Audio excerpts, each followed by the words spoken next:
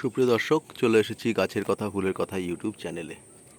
আজকে আমি বলবো, অনেকে বলেন লঙ্কা গাছের ফুল আসছে কিন্তু ফুল ঝরে যাচ্ছে, লঙ্কা হচ্ছে না, বা লঙ্কার ফলন কম, বা তাদের জন্যই আমার এই আজকের এই ভিডিও। তাদের অনুরোধে আমি আজকের এই ভিডিওতে এসেছি।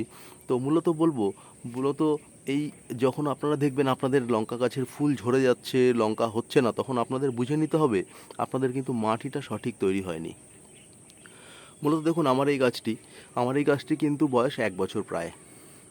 আমি কিন্তু সারা বছরই এই গাছে লঙ্কা হয় এবং প্রচুর ফলন পাই। দেখুন, আবার এখন কিন্তু ফুলে ভরে গেছে। অর্থাৎ প্রথমে আমি বলবো মাটি তৈরি করার ক্ষেত্রে একটু বিশেষ পরিচর্যা আপনাদেরকে দিতেই হবে। মাটি তৈরি করার সময় আপনাদের যে গার্ডেন সয়েল আপনারা সাধারণত ইউজ করে থাকেন, বা আপনাদের আশেপাশে যে মাটি রয়েছে, সেই মাটি 1 ভাগ এবং সমপরিমাণ আপনাদেরকে নিতে হবে সাদা নদীর বালি। অর্থাৎ সাদা নদীর বালি কিন্তু এই গাছের জন্য খুব ভালো। হয়তো প্রশ্ন করবেন যে সাদা বালি কেন দিচ্ছেন, বা মাটিতে যারা চাষ করেন তাদের জন্য তারা তো সাদা বালি ইউজ করে না। আসলে যারা কিচেন গার্ডেন করেন বা টবে, এই ছোট্ট টবে কিন্তু আপনাদেরকে সেই ধরনের পরিচর্যা করতেই হবে, তাহলে কিন্তু আপনারা ফলন পাবেন। তো সাদা বালি হয়ে গেল, সাথে আপনাকে দিতে হবে 1 থেকে 10 মাসের পুরনো বা 1 বছরের পুরনো গোবর সার বা ভার্মি কম্পোস্ট।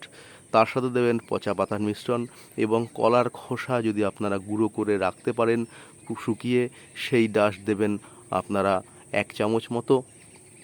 সাথে আপনাদের দিতে হবে সামান্য পরিমাণে 10-26-26 সার, সেটা দেবেন আপনি 1/2 চামচ মতো, এবং শিংচাচি এবং হাড়ের গুঁড়ো এবং নিমখোল 1 মুঠো পরিমাণ দিয়ে আপনাদেরকে সুন্দরভাবে জল নিকাশি ব্যবস্থা সম্পন্ন করে একটু মাটি তৈরি করতে হবে। তাহলে কিন্তু সেই গাছে হবে প্রচুর পরিমাণে ফলন, প্রচুর ফল পাবে।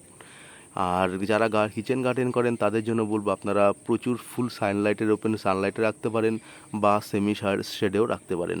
তবে সেই ক্ষেত্রে যদি একটুখানি ডাইরেক্ট সানলাইটে হয়, তাহলে কিন্তু ফলনের সম্ভাবনা একটু বাড়ে।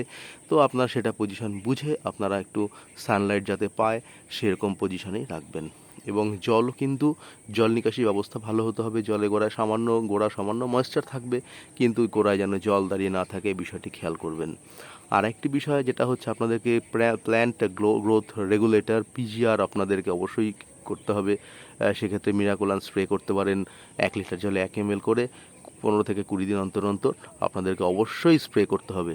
তাহলে কিন্তু দেখবেন আপনাদের ফুলগুলো ঝরছে না, এবং সেখান থেকে প্রচুর ফলন পাচ্ছেন। তো এই পরিচর্যাটুকু করে দেখুন বন্ধু, আপনারাও কিন্তু আপনাদের লঙ্কা গাছগুলোতে প্রচুর ফলন পাবেন। আশা করি আমার এই ছোট্ট টিপস আপনাদের কাজে লাগবে। ভালো লাগলে আমারও থাকবেন। অসংখ্য ধন্যবাদ রইল। যাদের পক্ষে সাবস্ক্রাইব করা সম্ভব হয়নি আমার চ্যানেলটিকে, তাদেরকে সাবস্ক্রাইব করার জন্য অনুরোধ রইল। চেনা পরিচিতর মধ্যে শেয়ার করার অনুরোধ রইল। ভালো থাকবেন বন্ধু, শুভকামনা নিরন্তর।